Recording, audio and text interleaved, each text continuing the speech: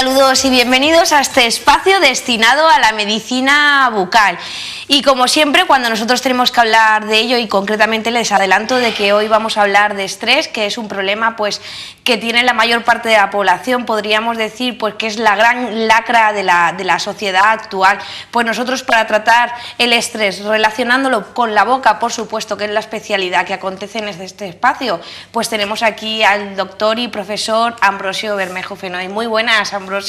Hola, buenos días, es un placer estar aquí. Bienvenido, y creo que es un tema que va a interesar porque, como estaba comentando a la gente que nos está viendo, vamos a hablar de una lacra que hoy en día está muy latente en la sociedad, y es el estrés, y por supuesto lo vamos a relacionar con la boca.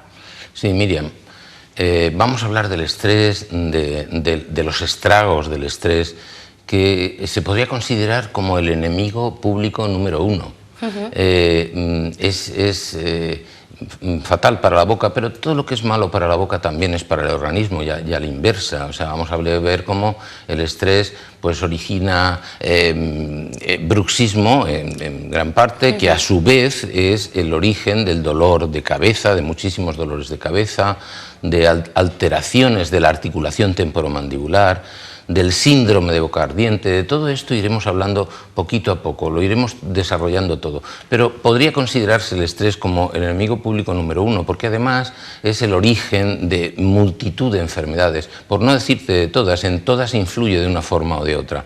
Así que vamos a hablar del estrés, del concepto de estrés primero. Hoy vamos a hacer una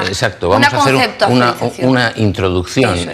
Entre hoy y el próximo día haremos la introducción, y luego hablaremos de patología y luego de cómo solucionar por buenas vías este problema. Ese es el importante, el cómo solucionar, pero hoy vamos a conocer de qué se trata. Claro, vamos a hablar del concepto, de los tipos de estrés, de cómo funciona el cerebro. Necesitamos saber un poco cómo funciona el cerebro de una forma muy elemental, Miriam, y finalmente pues haremos un pequeño resumen. El próximo día ampliaremos esta introducción y hablaremos sobre profesiones estresantes, cuáles son más, cuáles son menos, situaciones estresantes, cuáles son más, cuáles son menos.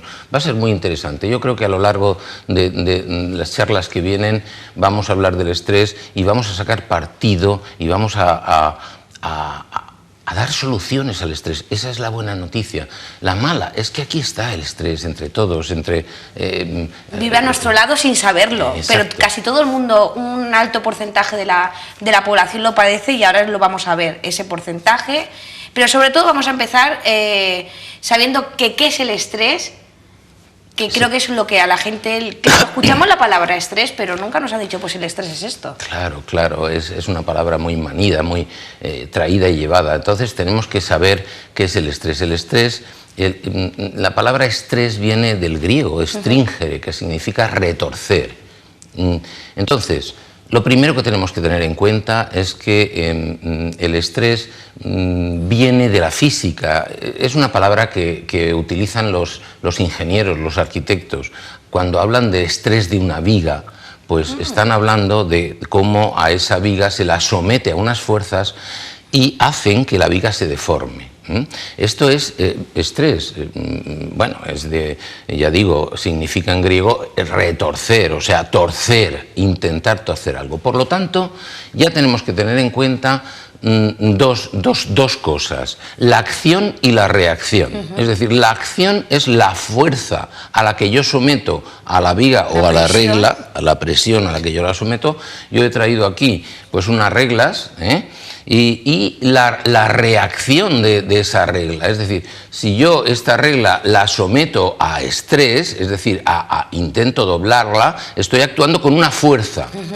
Pero ante esa acción, que es la fuerza, existe la reacción de la regla, que se dobla a ello. Hay otro término también que no se suele utilizar, que es la capacidad de retomar la forma una vez que la viga o la regla ha sido deformada. ¿Entiendes?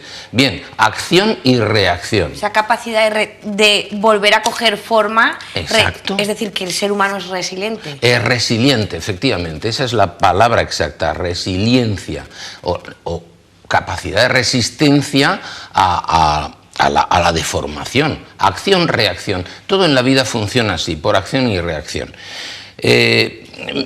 claro, la acción puede ser la misma, pero la reacción dependerá del material que está hecha esta regla. Por ejemplo, es diferente si yo cojo esta otra regla que es de madera, pues es distinto, porque la resistencia, la resiliencia que tiene esta regla de madera es menor. Acción, reacción. Resiliencia, capacidad de retomar la forma que tenía el cuerpo antes de ser deformado por la fuerza. Por lo tanto, según la persona va a tener una reacción. Claro, fíjate, en esto que estoy diciendo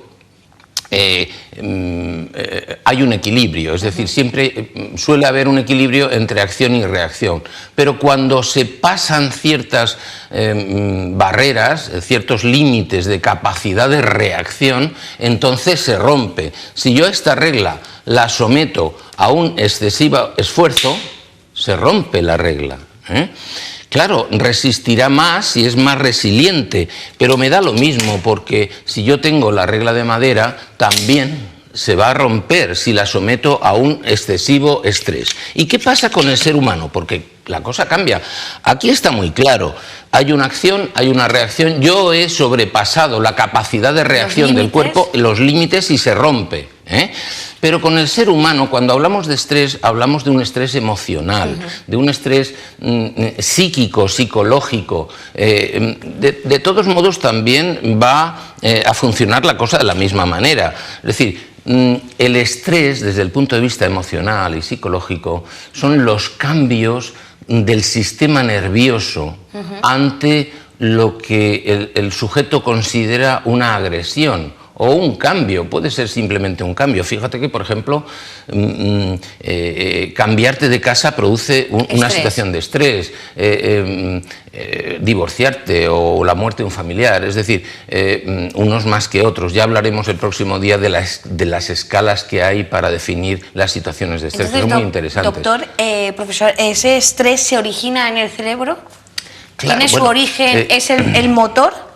Claro, es el motor, el cerebro es el motor de todo el ser humano, pero fíjate que aquí también tenemos una acción y una reacción. ¿La acción cuál es? Pues lo que hay en el entorno del sujeto, sus circunstancias, sus familiares, su pareja, su trabajo, etcétera, etcétera, pero todo eso va a estar ahí. Eso actúa sobre el cerebro. Se produce una serie de cambios químicos que hacen que el sujeto reaccione, acción-reacción, siempre es igual. Pero la reacción, igual que la reacción es distinta si el cuerpo es de plástico o es de madera, como hemos visto en la regleta, también va a ser diferente en los seres humanos, que somos mucho más complejos que la madera y que el plástico, que se puede medir con más exactitud. Por lo tanto, el tema del estrés en el ser humano es mucho más complejo, es más sutil y es más difícil de resolver. Lo que a mí, Miriam, me produce estrés, tal vez a ti no te lo produzca. Y luego, a lo mejor a mí, hoy me produce estrés algo y mañana que he dormido mal, pues no me produce tanto estrés. Es decir, que el estrés está también un poco muy psicológico. En el cerebro de cada cual, en la cabecita de cada cual, según te tomes las cosas así. Entonces, ya podemos intuir cuál va a ser un poco la línea de tratamiento en el futuro, no hablaremos hoy de ello, pero fíjate que si las circunstancias no van a cambiar, si los 7.000 millones de personas que tenemos alrededor no van a cambiar, la única solución es que yo pueda cambiar un poco. La acción va a estar ahí, pero la reacción va a ser distinta si yo me preparo para que esa reacción sea correcta. Los orientales, he traído aquí, Miriam, he traído esto antes, tú me has dicho que si venía con una caña de pescar. Sí, era para pescar. Los orientales dicen que el ser humano, que la mente del ser humano tiene que ser como un junco, como esta vara de bambú, que cuando sople el viento se pliegue, se doble a favor de ese viento, que le deje pasar, y que cuando pase el viento recobre su forma, esa caña de bambú. Eso, las filosofías orientales lo expresan así, y es muy interesante porque lo resume todo. Es decir, lo que estoy diciendo yo, lo que he dicho antes, de que lo que tenemos que hacer es insistir en modelar, remodelarnos nosotros para poder resistir esos vientos que significan pues la acción producida por tus circunstancias, circunstancias para que puedas inclinarte a favor del viento, dejar que éste pase y recobrar tu forma cuando ya pasó la tormenta. Aprender a canalizar todas esas emociones es importante. Sí, iremos hablando de ello. Es interesante, a lo largo de todos estos días, pues iremos hablando de estos temas. Imagino que en cuanto a estrés, habrán tipos de estrés, porque estamos hablando... Efectivamente, Miriam, hay distintos tipos de estrés. El estrés es necesario, ya te digo de entrada que es necesario y además es inútil resistirse a él. El estrés te mantiene vivo. Te mantiene vivo, es esa cosa. Dice, bueno, pero fundamentalmente podríamos dividir el estrés en dos tipos principales. El estrés agudo, que te salva la vida, por ejemplo, tú das un salto, te das cuenta de que viene un coche contra ti, das un salto y se produce una descarga en tu sistema nervioso central, porque todo va por ahí, por neurotransmisores, una descarga de adrenalina, das un salto y salvas la vida. El estrés agudo es de un momento, de una descarga de hormonas que hacen que tú te defiendas ante una agresión. El problema es el estrés crónico. El estrés crónico ya se producen... el estrés crónico es el que nace de la gota diaria que te va inquietando, molestando lentamente. Por ejemplo, pues tu relación de pareja. Si la relación no es buena, pues todos los días... tu relación con tu jefe. Pues si no es buena todos los días, eso ya es estrés crónico. Y te voy a decir más, dentro del estrés crónico yo voy a distinguir el estrés crónico que, por ejemplo, tenemos ahora tú y yo, que tenemos que estar activos aquí ante la televisión durante el día trabajando. Un poquito de estrés te motiva, te mueve, te pone, ¿no?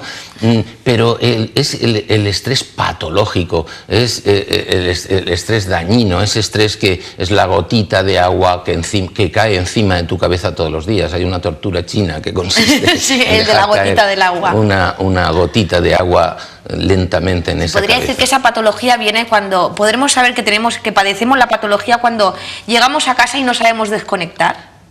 Pues efectivamente. Seguimos nosotros con nuestro estrés del trabajo. Pero hay cosas que también pertenecen al estrés crónico, y por ejemplo el ruido, Miriam, el ruido.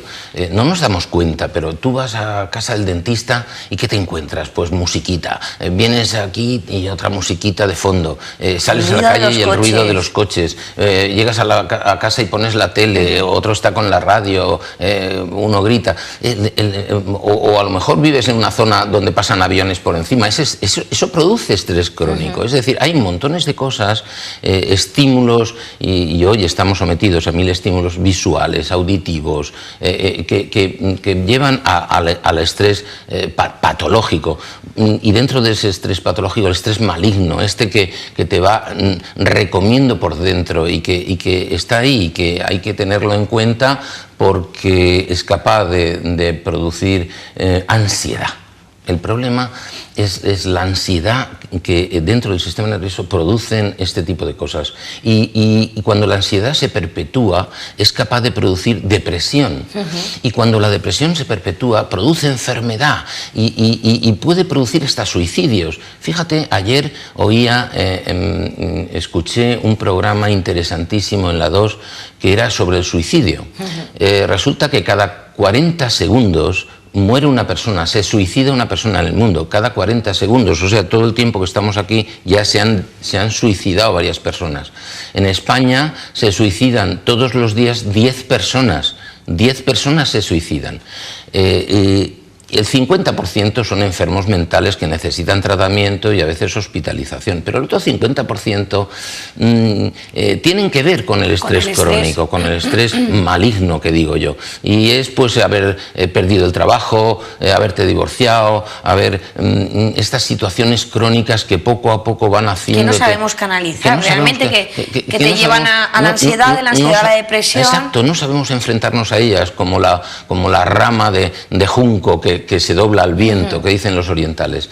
Entonces, este otro 50% de suicidios tienen que ver con este estrés maligno, crónico. Y pues es la persona que ha perdido el trabajo, que está en crisis de algún tipo y se va hundiendo en un pozo oscuro y triste. Y viene la tristeza, la inmensa tristeza, no sabe salir. Y entonces se deprime, se suicida. Es la enfermedad del futuro. En patología. Es actual, esto lo estamos viendo todos los días y vamos a hablar de ello. Justamente de esa... A mí, cuando hablamos de la palabra ansiedad, ya simplemente la palabra ansiedad me produce como un parón, puesto que parece que todo el mundo lo tiene como muy socializado, muy mentalizado de que eso se padece. ¡Ay, tengo ansiedad! ¡Ay, tengo ansiedad! ¿Cuántas veces al cabo del día podremos escuchar eso de gente que nos rodea, que ya cualquier cosa le pueda producir ansiedad? ¡Ay, tengo...! Y no era tan común antes escuchar la palabra ansiedad, y hoy en día hasta un niño de 4 años sabe lo que es la ansiedad. Bueno, miren, todo viene desde luego de nuestro cerebro. Hemos dicho que el cerebro tiene que ver, que esa ansiedad, que ese estrés, pues no es el mismo el que tú recibes, o el que yo recibo hoy o el que reciba mañana. Entonces es imprescindible, si todo sale del cerebro, tenemos que hablar del cerebro. El cerebro tiene como 2 lóbulos. Yo he traído aquí... Sí, para poder verlo bien. Exacto. He traído un cerebro de plástico, claro está, y lo vamos a comparar un poco a un partido de fútbol, lo que pasa aquí dentro. Fíjense que el cerebro está invertido, tiene 2 lóbulos, el lóbulo derecho y el lóbulo izquierdo. Estos 2 lóbulos conforman situaciones distintas, tienen que trabajar en armonía, y el cerebro está formado por neuronas. Las neuronas yo las comparo a un partido de fútbol. El cerebro es como la cancha donde se va a celebrar ese partido de fútbol, y las neuronas son como los jugadores, como cada jugador es una neurona. Lo que sucede es que imagínate que tenemos una cancha de juego donde hay 100.000 millones de jugadores. 100.000 millones de jugadores son las neuronas. Y además el símil yo creo que es interesante. Un equipo constituye pues el hemisferio derecho y el otro equipo el hemisferio izquierdo.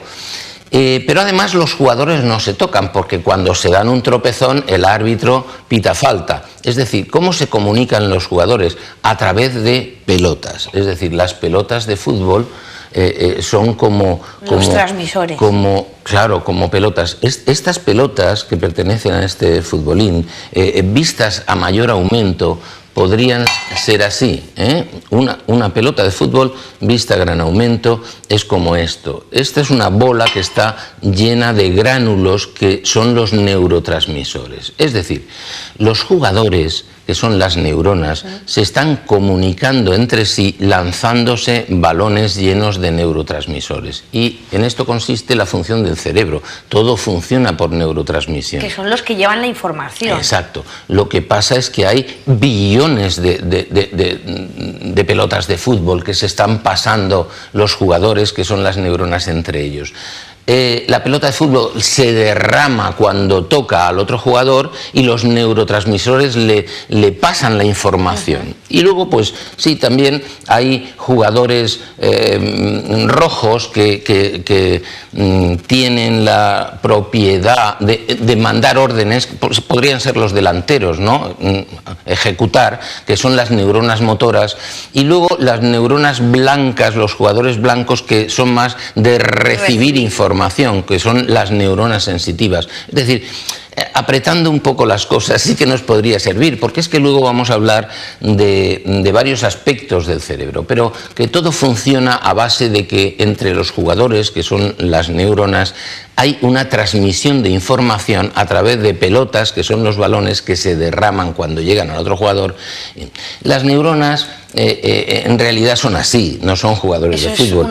Una vista a... Esto es a gran aumento, una neurona a gran aumento es esto, es más complejo que un jugador de fútbol, pero es igual, si lo ponemos aquí, pues lo ponemos aquí en medio, aquí delante, lo podemos poner de pie encima de la mesa, ¿no? Pero en principio es esto, o sea, y luego pues hay unas comunicaciones entre el campo de fútbol y el graderío. ¿Qué ¿Qué son las gradas? ¿Qué son las gradas? Pues, claro. Claro, las gradas son el resto del cuerpo, donde hay... Los que padecen. El resto del cuerpo, las células, sí. La gente que está, cada persona que está en el graderío es una célula del cuerpo, ¿no? Y están organizadas por grupos, pues el hígado, las células del hígado, las células del pulmón, las células de la piel, es decir, todo este es el graderío. Y luego hay una comunicación entre el campo de fútbol y el graderío, y entre todo el estadio y el resto de la humanidad, y todo se comunica.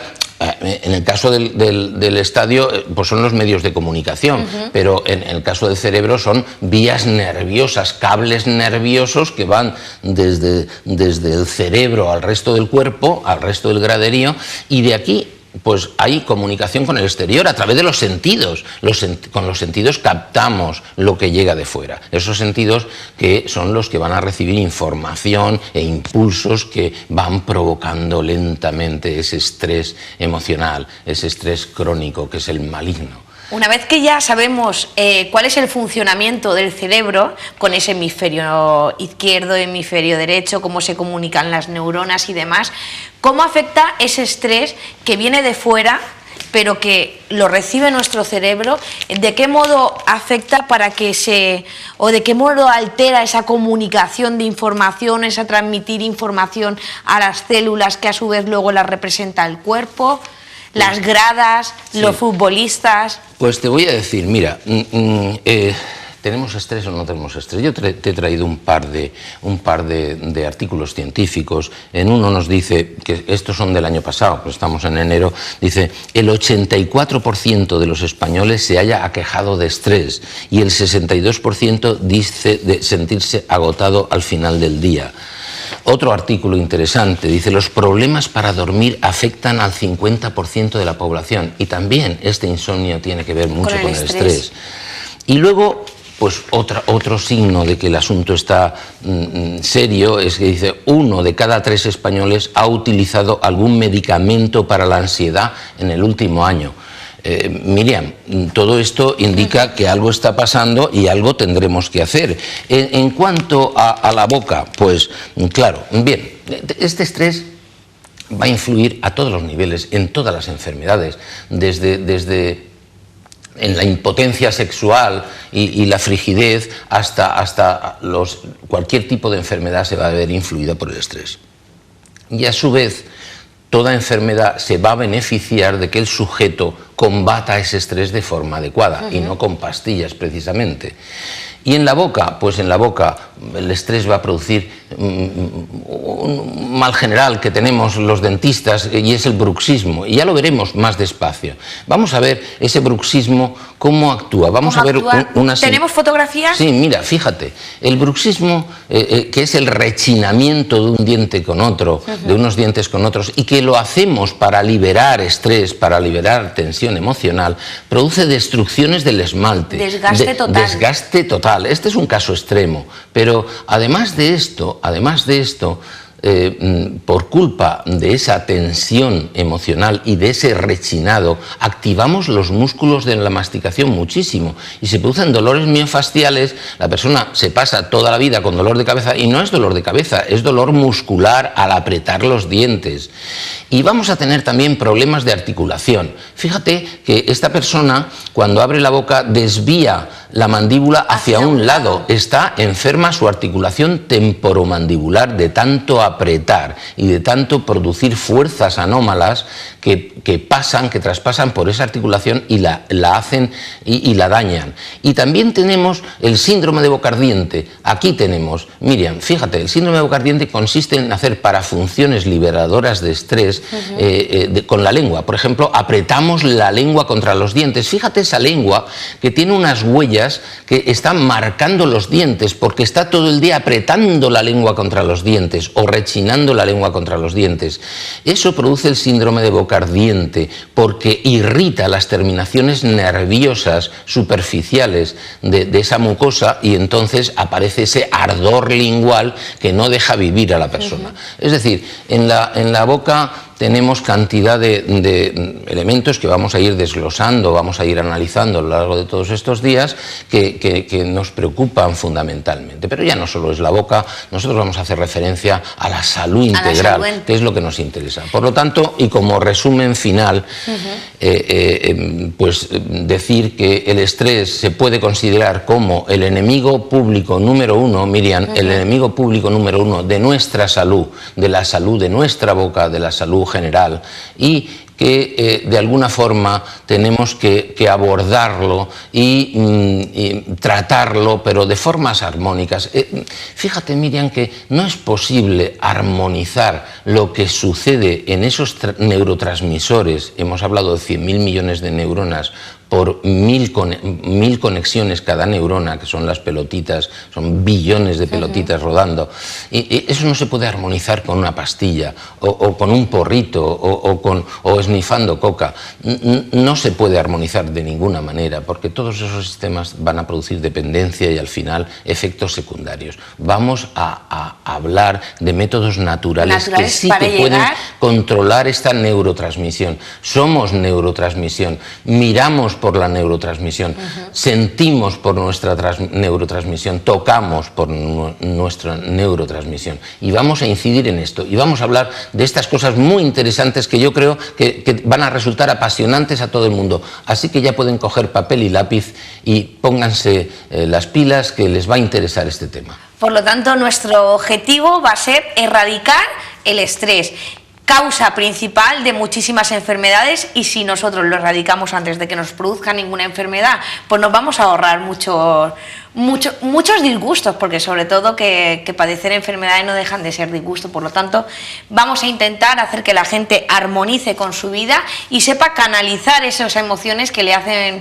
producir el estrés, por supuesto. ¿Se puede vivir sin estrés? Efectivamente, esa es la buena noticia. Se puede vivir sin estrés, podemos combatir el estrés de forma natural, y aunque ya hemos dicho que la mala noticia está ahí, con esas 10 muertes por suicidio y con cantidad de enfermedades que dependen del estrés, la buena noticia es que podemos combatirlo y que podemos hacer mucho por ello. Y terminar con la frase... Con la frase, por supuesto. Bueno, si tu boca está limpia, tus besos están más dulces, serán más dulces. Pero yo añadiría algo más. Hay que añadir algo. Si tu boca está limpia y tus labios están relajados, tus besos serán más dulces. Pues ya saben que ahora ya tenemos nuestro objetivo, que es relajar tu boca, pero nosotros lo hacemos como una especie de síntesis, porque lo que queremos relajar realmente es, pues, el cerebro, que es el principal promotor y el principal sufridor del estrés. Pues muchísimas gracias, Ambrosio, por intentar trasladar a la gente todos sus conocimientos y, por supuesto, por intentar erradicar el estrés, que es esa lacra que nos acontece en la vida actual. Muchas gracias, es un placer estar aquí. Bueno, yo me despido de los que estáis en casa, pero les emplazo a seguir pues viendo no solamente Teleelch, sino exactamente este espacio de la medicina bucal, porque iremos poco a poco avanzando y dando la solución para erradicar el estrés. Yo me despido de ustedes, pero les veo pronto aquí en Teleelch.